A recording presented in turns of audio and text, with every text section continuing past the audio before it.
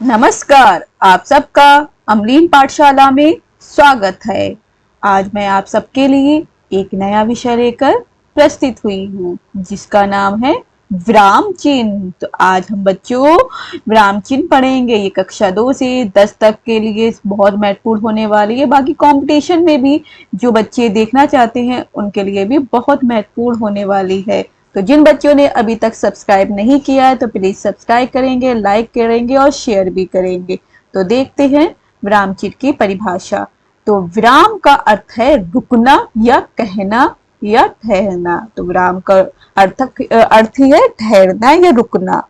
लिखित भाषा में प्रयुक्त किए जाने वाले संकेतों को विराम चिन्ह कहा जाता है। तो लिखित भाषा में जब प्रयुक्त हो जाती संकेत जो होते हैं उन्हें हम क्या कहते हैं? विराम चिन्ह कहते हैं। हिंदी के प्रमुख विराम चिन्ह हैं। कौन कौन से हैं? पूर्ण विराम, अर्ध विराम, अल्प विराम, उपविराम, प्रश्नवाचक चिन्ह, विस्मयवाचक चिन्ह। तो इसे विस्मयादि बोधक चिन्ह भी कहते हैं। योजक चिन्ह, निर्देशक, अवतरण चिन्ह, विवरण चिन्ह, कोष्ठक, हंस पद को त्रुटि पूरक चिन्ह भी बोलते हैं। संक्षेप सूचक चिन्ह, इसे लाघव चिन्ह भी बोलते हैं। तो चलिए इनको विस्तार पूर्वक पढ़ते हैं। पूर्ण विराम, जिसे आप जानते हैं खड़ी पाई के रूप में होता है। पूर्ण विराम क्या है? पूर्ण विराम प्रत्येक वाक्य के बाद पूर्ण विराम लगाया जाता है तथा फिर नया वाक्य शुरू किया जाता है। जैसे बच्चे खेल रहे थे, तो साधारण वाक्य जितने भी होंगे सिंपल सेंटेंस वो सारे क्या हो जाएंगे? पूर्ण विराम। इसे इंग्लिश में फुल स्टॉप कहते हैं। बच्चे खेल रहे थे, खड़ी पाई के रूप में एक आपको चिन्ह लगा हुआ दिखाई दे रहा है, तो पूर्ण विराम। राम ने खाना खा लिया, अंतिम में लगाया गया है खड़ी पाई के रूप में, डंडे के रूप में, तो पूर्ण विराम आपको पता चल गया है। फुल स्टॉप बोला जाता है और वाक्य के अंत में लगाया जाता है। अब दूसरा जो हो गया अर्ध विराम। तो ये कॉमा के ऊपर एक बिंदु लगा के अर्ध विराम का प्रयोग किया जाता है। तो अब देखते हैं क्या है। जब सभी पूर्ण विराम की तुलना में थोड़ी कम अवधि के लिए रुका जाता है, वहां अर्ध विराम का प्रयोग होता है। जब सभी पूर्ण विराम की तुलना में, यदि पूर्ण विराम पूरे वाक्य में रुका जाता है लेकिन अर्ध विराम थोड़ी सी देर के लिए, कम अवधि के लिए रुका जाता है, तो वहां अर्धविराम का प्रयोग होता है। जैसे सदैव आगे बढ़ते रहो, अब रुकना मृत्यु का नाम है, तो बढ़ते रहो के बाद अर्धविराम लगाया, रुकना मृत्यु का नाम है। वाक्य खत्म हो गया है तो यहाँ पूर्ण विराम हो गया। मतलब तो हमारी बात खत्म नहीं हुई है, हम बात को कह रहे हैं लेकिन थोड़ी देर के लिए रुके हैं। सदैव आगे बढ़ते रहो, रुकना मृत्यु का नाम है, तो बढ़ते रहो के बाद में क्या हो गया है? आपका अर्ध विराम लग गया है। ध्यान रखना, यहाँ कॉमा नहीं लगाते, अल्प विराम नहीं लगाएंगे, यहाँ अर्ध विराम लगाएंगे। कॉमा के ऊपर एक बिंदु भी लगाते, कुछ लोग यहाँ अल्प विराम लगा देते हैं लेकिन अल्प विराम के ऊपर जो बिंदु आता है अर्ध विराम लगाया जाता है। इस बात का भी ध्यान रखना है। छोटी छोटी गलतियां आपके नंबर कम करवा देती हैं। तो अब आ जाता है अल्प विराम। तो जब वाक्य के मध्य में अर्ध विराम की तुलना में कुछ कम समय के लिए रुका जाता है। अर्ध विराम पहले क्या हुआ था? पूर्ण विराम की तुलना में अर्ध विराम के लिए कम रुका जाता। अब अर्ध विराम की तुलना में कुछ कम समय के लिए रुका जाता है, तो यह अल्प विराम का प्रयोग हो जाएगा। तब अल्प विराम का प्रयोग किया जाता है। जैसे राम की दुकान से सेब, आम और लीची लाया। राम दुकान से सेब, आम और लीची लाया। तो सेब और आम को अलग अलग करने के लिए हमने क्या करा?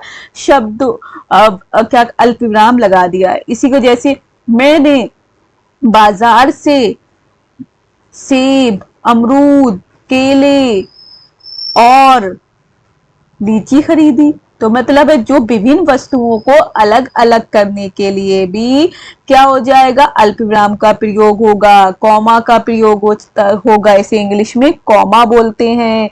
तो कॉमे का प्रयोग होगा। किसी जैसी मेरे मित्रों का नाम सीता, गीता, रीमा और सोहन है।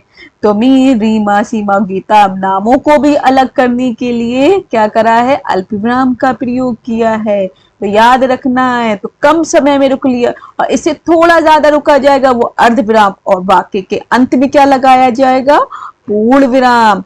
अब हम जान लेते उपविराम। इसका प्रयोग निर्देश देने, संवाद लेखन तथा शीर्षक आदि में किया जाता है। शीर्षक में, टाइटल आदि में किया जाता है। जैसे मां ममता की प्रतिमूर्ति, तो विस्मयादि बोधक चिन्ह लगा दिया और मां के बाद उपविराम लगाया है, तो मां ममता की प्रतिमूर्ति। इस तरह का प्रयोग उपविराम में आता है। अब देख लेते हैं अगला, प्रश्नवाचक चिन्ह। क्या देख लेते, प्रश्न, क्वेश्चन मार्क, इंग्लिश में क्या बोलते हैं, क्वेश्चन मार्क। इसका प्रयोग प्रश्न पूछने पर किया जाता है। इसका प्रयोग प्रश्न पूछने पर किया जाता है। जैसे तुम बाहर क्यों गए थे, प्रश्न पूछा। जब भी कहाँ, कैसे, क्यों ऐसे शब्द आएंगे उसके अंत में प्रश्नवाचक चिन्ह लगा जाएगा। जैसे तुम्हारा नाम क्या है, प्रश्न पूछ रहे हैं तो प्रश्नवाचक चिन्ह अंत में आएगा। तुम कौन सी कक्षा में पढ़ते हो, तुम्हारे पिताजी का नाम क्या है, तुम्हें कौन सा गेम पसंद है, तुम्हें कौन सी सब्जी पसंद है, तुम्हें कौन सी मिठाई पसंद है, तुम नानी के घर कब गए थे, तुम प्रतिदिन खेलते हो या नहीं। हम इस तरह से जब प्रश्न कर रहे हैं और वाक्य के अंत में क्या लग जाएगा, प्रश्नवाचक चिन्ह लग जाएगा, जिसे इंग्लिश में क्वेश्चन मार्क बोलते हैं। मार्क का मतलब ही क्या हो जाता है, चिन्ह, और क्वेश्चन मतलब प्रश्न, तो प्रश्नवाचक चिन्ह। अब आ जाता है विस्मयवाचक चिन्ह। तो विस्मयवाचक चिन्ह भी बोल देते हैं इसे, और विस्मयादि बोधक चिन्ह भी बोलते हैं। इंग्लिश में एक्सक्लेमेशन चिन्ह बोलते हैं, एक्सक्लेमेशन मार्क बोलते हैं। तो ये विस्मयवाचक या विस्मयादि बोधक चिन्ह बोला जाएगा, विस्मयवाचक या विस्मयादि बोधक। इसका प्रयोग आश्चर्य, हर्ष, दुख आदि जैसे भावों को प्रकट करने के लिए किया जाता है। जैसे वाह क्या मूर्ति है, हमने क्या करा, एकदम वाह वाह बोलते, वाह, अरे वाह क्या बात है, अरे वाह बारिश हो रही है, देखो शेर आ गया। देखो के बाद विस्मयादि बोल, छी कितनी बदबू आ रही है, छी छी।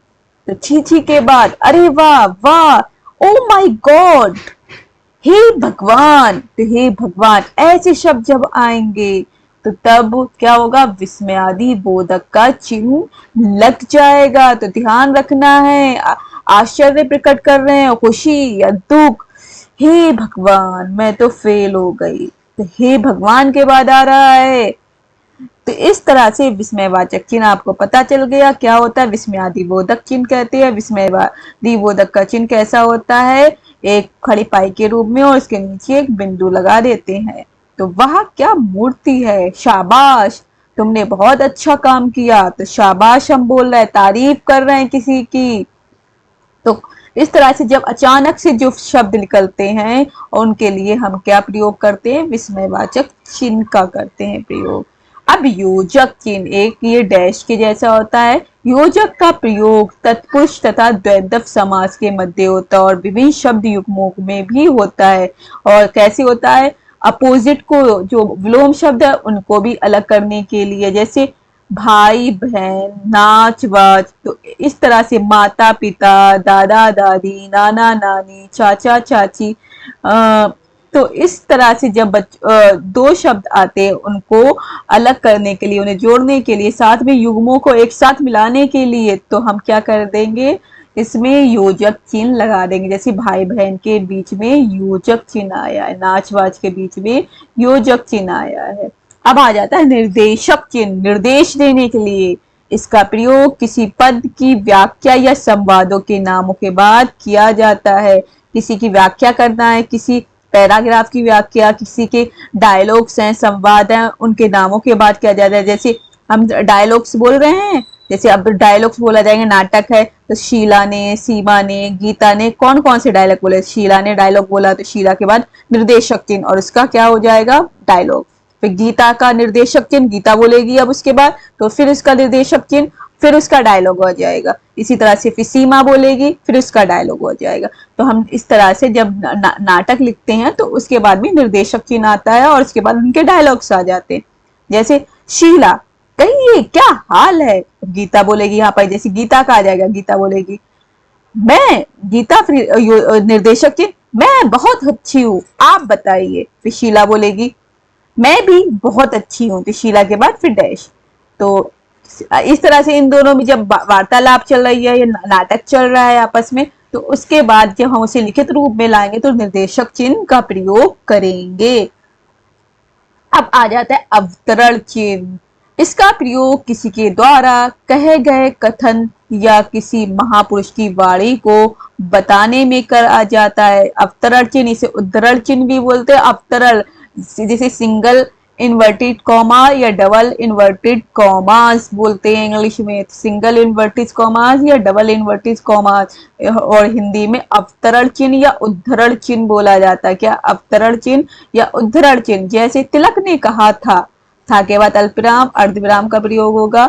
स्वतंत्रता हमारा जन्म सिद्ध अधिकार है, तो मीन्स उनका जो सेंटेंस है एज इट इज सेम वैसे लिखने के लिए हम क्या लगाएंगे, अवतरण चिन्ह का प्रयोग करेंगे। जैसे स्वतंत्रता से पहले अवतरण चिन्ह और उसके बाद में लगा दिया है, तो डबल सिक्स जैसे छोटे छोटे बना दिए और डबल नाइन जैसे अंत में लगा दिए, आपको ये दिखाई दे रहे होंगे। ठीक है, स्वतंत्रता हमारा जन्मसिद्ध अधिकार है, स्वतंत्रता से पहले ये लगा हुआ है, और अधिकार है के बाद में डबल नाइन जैसे इस तरह से दो छोटे छोटे बना दिए। इसे हम क्या कहते हैं, अवतरण चिन्ह या उद्धरण चिन्ह कहते हैं। तो विवरण चिन्ह देख सकते हैं, वाक्यांशों के विषय में कुछ सूचना निर्देश आदि देना हो तो इसका प्रयोग होता है। तो विवरण चिन्ह मीन्स वाक्यांशों को, जब किसी के वाक्य बोले जा रहे हैं तो उसमें सूचना दी जा रही है, निर्देश दिया जा रहा है, तो इसका प्रयोग होता है। जैसे अब हम अपनी बात नीचे दिए गए उदाहरणों से स्पष्ट करेंगे, तो इसके बाद विवरण चिन्ह देने के लिए उन्होंने लगा दिया, उसके बाद सारी बात वो कह देंगे। जैसे अब हम अपनी बात नीचे दिए गए उदाहरणों से स्पष्ट करेंगे, विवरण चिन्ह, उसके बाद कई एग्जाम्पल हम दे देंगे। इस तरह से विवरण चिन्ह दिया जाता है। इसी तरह से आपका अगला हो गया कोष्ठक। तो आपको पता चल गया तीन तरह के कोष्ठक होते हैं, छोटा कोष्ठक, मंझला कोष्ठक, बड़ा कोष्ठक। तो ये सबसे बड़ा कोष्ठक है, ये छोटा, ये मंझला कोष्ठक। कोष्ठक आप इंग्लिश में बोलते हैं ब्रैकेट। ठीक है, तो ब्रैकेट इंग्लिश में ब्रैकेट, हिंदी में कोष्ठक। इसका प्रयोग किसी कठिन शब्द को स्पर्श करने के लिए किया जाता है। जैसे परलौकिक, तो परलौकिक को हमने ब्रैकेट में इसका एक और नाम लिख दिया ईश्वरीय, तो हमने दो नाम बता दिए, उसको फिर बताने के लिए उसका हम मतलब बताने के लिए ब्रैकेट में याद कर रहे हैं। तो परलौकिक को ईश्वरी, उसका नाम क्या हो जाए, ईश्वरीय। तो ईश्वरीय यहाँ पर हमने क्या रख दिया, ब्रैकेट में। शक्तियों की टकराहट से मनुष्य कब तक बचेगा, परलौकिक शक्तियों की टकराहट से मनुष्य कब तक बचेगा। तो बच्चों को जैसे किसी को परलौकिक का मतलब नहीं पता चले तो हमने उसे ब्रैकेट में डाल दिया ईश्वरीय, जिससे सबको पता चल गया कि परलौकिक का मतलब ईश्वरीय है। तो इस तरह से हम इन्वर्टेड कॉमास का जो आपका कोष्ठक है उनका प्रयोग किया जाता है, जो ब्रैकेट है उनका प्रयोग किया जाता है। अब अगला आ जाता है हंस पद या त्रुटि पूरक चिन्ह। क्या आ जाता है, हंस पद या त्रुटि पूरक चिन्ह। हंस पद को ही त्रुटि पूरक चिन्ह कहते हैं। ये उल्टा वी के समान होता है। कैसा दिख रहा है, उल्टा वी जैसा दिख रहा है, ए जैसा मान सकते हैं। ए का बीच का नहीं आएगा, सिर्फ ऐसे वी आएगा, वी शेप में आ रहा है। लिखते समय जब कोई शब्द या अंश छूट जाता है तो इस दिन को लगाकर शब्द के ऊपर लिख दिया जाता है। मीन्स इस चिन्ह को, ये दिन नहीं आएगा, यहाँ पर चिन्ह है, ये गलत है आपका लिखा हुआ है, यहाँ पर चिन्ह होना चाहिए था। यहाँ पर इस चिन्ह को दिन नहीं है, यहाँ चिन्ह आएगा। ठीक है बच्चों, तो इस चिन्ह को लगाकर उस शब्द का ऊपर लिख दिया जाता है। जैसे हमने आपसे पहले कह दिया था कि इस समय डॉक्टर नहीं मिलेंगे, तो मीन्स हमारा ही शब्द रह गया, तो हमने यहाँ पर त्रुटि पूरक या हंस पद लगा दिया, ऐसे उल्टा वी के ऊपर लिख दिया ही। जैसे आप नोटबुक में आप लिखते होगे सभी बच्चों, तो इस तरह से आप त्रुटि पूरक चिन्ह लगा के ऊपर जगह स्पेस होता है तो आप लिख देते हो कि ये शब्द यहाँ पर रह गया, तो इसलिए हमने ऊपर लिख दिया। तो हमने आपसे पहले ही कह दिया था कि इस समय डॉक्टर नहीं मिलेंगे, तो ये आपका क्या हो गया, ही शब्द हमने ऊपर लगा दिया, क्योंकि हम पहले क्या लिख के हमने आपसे पहले कह दिया था कि इस समय डॉक्टर नहीं मिलेंगे, तो हमारा ही शब्द रह गया। तो फिर हमें याद आया अरे ही भी लिखना था, तो हमने त्रुटि पूरक छोटा सा चिन्ह लगाया और क्या लिख दिया, हमने आपसे पहले, फिर हमने त्रुटि पूरक चिन्ह लगा के ही लगा दिया, पहले ही कह दिया था कि इस समय डॉक्टर नहीं मिलेंगे, तो वाक्य पूरा हो जाता है। अगला है संक्षेप सूचक या लाघव चिन्ह। क्या हो जाएगा, संक्षेप सूचक या लाघव चिन्ह। ये छोटा सा गोल जीरो जैसा दिखता है जिसे लाघव चिन्ह कहते हैं, बिल्कुल छोटा सा बनता है। किसी बड़े अंश का संक्षिप्त रूप लिखने के लिए संक्षेप सूचक का प्रयोग किया जाता है। किसी बड़े अंश का संक्षिप्त रूप लिखने के लिए संक्षेप सूचक शब्द का प्रयोग किया जाता है। आपको पता होना चाहिए, जैसे डॉक्टर है, इसे संक्षेप में लिखेंगे तो डॉ ऊपर बना दिया, पूरा डॉक्टर ना लिखकर हमने जीरो सा बना दिया, छोटा सा बना दिया, तो ये डॉक्टर हो जाएगा। इसी तरह से प्रश्न, प्रा बना के ऊपर फिर जीरो सा बना देंगे, प्रश्न उत्तर, ऊ के बाद फिर जीरो सा छोटा सा गोला बना देंगे तो उत्तर। इस तरह से संक्षेप में लिया जाएगा, उसे कम शब्दों में लिखा जाएगा तो संक्षेप में कर दिया जाएगा। हम इसे बड़ा न लिखकर उसे संक्षेप में छोटा करके लिख देते हैं, इसे संक्षेप सूचक या लाघव चिन्ह भी बोलते हैं। बच्चों अब हम अभ्यास करेंगे क्वेश्चंस का, जिससे आपको ये एग्जाम में जो क्वेश्चन आते हैं, आपकी प्रतियोगिता परीक्षाओं में भी आते हैं, आपके एग्जाम में भी आते हैं, स्कूल्स में भी आते हैं, आपके जो भी एग्जामिनेशन है उसके लिए महत्वपूर्ण अभ्यास है। तो चलिए शुरू करते हैं, इस को देखते हैं। तो विराम चिन्ह किसे कहते हैं, तो सभी बच्चे सोचेंगे विराम चिन्ह क्या है, तो जल्दी जल्दी सोचिए। विराम चिन्ह क्या पढ़े थे, विराम का अर्थ क्या होता है, रुकना या ठहरना, तो विराम चिन्ह की परिभाषा क्या होगी, तो जल्दी जल्दी सोचिए सभी बच्चे। अब मैं चलो बताती हूँ आपको विराम चिन्ह की परिभाषा क्या है। लिखित भाषा में प्रयुक्त किए जाने वाले संकेतों को विराम चिन्ह कहा जाता है। परिभाषा क्या होगी विराम चिन्ह की, लिखित भाषा में प्रयुक्त किए जाने वाले संकेतों को विराम चिन्ह कहा जाता है। क्या कहा जाता है, विराम चिन्ह। तो ये आपका सही जवाब हो जाएगा। देखो सही जवाब, ये आपको इमोजी लगी हुई है सामने, सही जवाब। अब निम्नलिखित चिन्ह को पहचानिए। अब ये देखिए चिन्ह किसका है, तो ये किसका हो जाएगा, अवतरण, विवरण, कोष्ठक या हंस पर। जल्दी से सोचिए चिन्ह किसका है, तो आपका ऑप्शन हो जाएगा सेकंड वाला, विवरण चिन्ह। क्या हो जाएगा, विवरण चिन्ह। ये सेकंड वाला ऑप्शन आ जाएगा, विवरण चिन्ह। तो आपका सही जवाब ये क्या था, सही जवाब। अपने लिखित चिन्ह को पहचानिए। अब ये देखिए कौन सा चिन्ह है, अब जल्दी जल्दी सोचिए ये कौन सा चिन्ह है। आपके पास ऑप्शन है उपविराम, योजक, संक्षेप सूचक, कोष्ठक। तो आपका ये कौन सा चिन्ह था, ऑप्शन आपको समझ में आ गया, उपविराम, योजक, संक्षेप या कोष्ठक। तो ऑप्शन क्या आ जाएगा, फोर्थ नंबर, कोष्ठक। कौन सा हो जाएगा, कोष्ठक। ये आपका क्या था, कोष्ठक। ये वाला कौन सा था, कोष्ठक है। अब अगला देखते हैं, ये आपका क्या हो गया, सही जवाब। ये क्या है, सही जवाब। इसी तरह से अगला है, प्रस्तुत वाक्य में कौन सा चिन्ह नहीं है। सभी त्योहार, होली, दीपावली, ईद, क्रिसमस मिलकर मनाओ।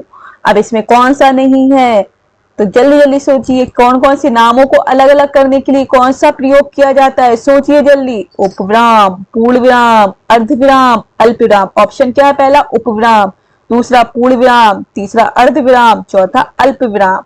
तो नामों को अलग करने के लिए कौन सा हो जाएगा, तो सभी त्योहार, होली दीपावली के बीच में अल्पविराम, ईद और क्रिसमस के बीच में अल्पविराम, होली दीपावली, फिर दीपावली और ईद के बीच में, दीपावली के बाद आए, होली के बाद, दीपावली के बाद, ईद के बाद अल्पविराम आएंगे, 3 अल्पविराम आएंगे, कॉमा आएंगे, क्रिसमस मिलकर मनाओ। ठीक है, क्रिसमस के बाद कोई नाम नहीं है, सिर्फ मिलकर मनाओ लिखा है, तो ईद और क्रिसमस के बीच में आ जाएगा, तो ये अल्पविराम आएगा। फोर्थ ऑप्शन आपका कौन सा हो जाएगा, फोर्थ ऑप्शन पे जाएंगे, तो ये आपका सही जवाब है। और प्रश्न नंबर 5 देख लेते। प्रस्तुत वाक्य में कौन सा चिन्ह नहीं है? मैं तो ठहर गया, तू कब ठहरेगा? गौतम ने कहा। किसने कहा है? गौतम ने कहा है मैं तो ठहर गया, तू कब ठहरेगा? तो इसमें उपविराम है, पूर्ण विराम है, अर्धविराम है या अवतरण चिन्ह। मीन्स पूर्ण विराम से कम समय लगेगा इसमें। मैं तो ठहर गया, अब यहाँ पर कौन सा चिन्ह आएगा? तो सोचिए जल्दी से, कौन सा आएगा? उपविराम, पूर्ण विराम, अर्धविराम या अवतरण चिन्ह।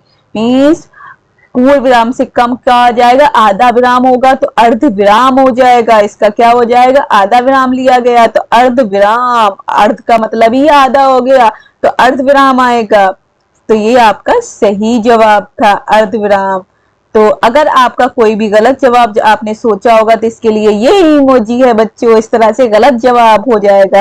अगर किसी भी बच्चे ने गलत जवाब देखा होगा, उसे पता नहीं चल रहा, उसके लिए ये इमोजी है, ये रोते हुए कि गलत जवाब मेरा निकल। लेकिन रोने की जरूरत नहीं है, आपको सारे आंसर इसमें मैंने बता दिए हैं।